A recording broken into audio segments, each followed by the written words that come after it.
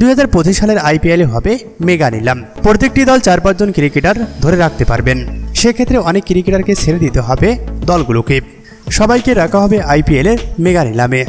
এখন পর্যন্ত যতদূর জানা গেছে, মোস্তাফিজকে রিটার্ন করছেন না চেন্নাই সুপার কিংস। এই সুযোগ নিতে চাচ্ছে অন্য দলগুলো। নিলামে তাকে দলে ফেরাতে আগ্রহ দেখাচ্ছেন অনেক হেভিওয়েট দল। তার অবশ্য কারণও আছে। মোস্তাফিজের সাম্প্রতিক ফর্ম ও গত আইপিএলে তার পারফরম্যান্স সবাইকে অবাক করেছে। আইপিএলের পর থেকে এখন পর্যন্ত দারুণ ছন্দে আছেন মোস্তাফিজ। তাই তো 2025 সালের নিলামে তাকে দলে ফেরাতে রীতিমতো কারাকারি শুরু করতে পারে 3-4টি দল। সেই তালিকায় নাম আছে বর্তমান চ্যাম্পিয়ন কলকাতা নাইট রাইডার্সের।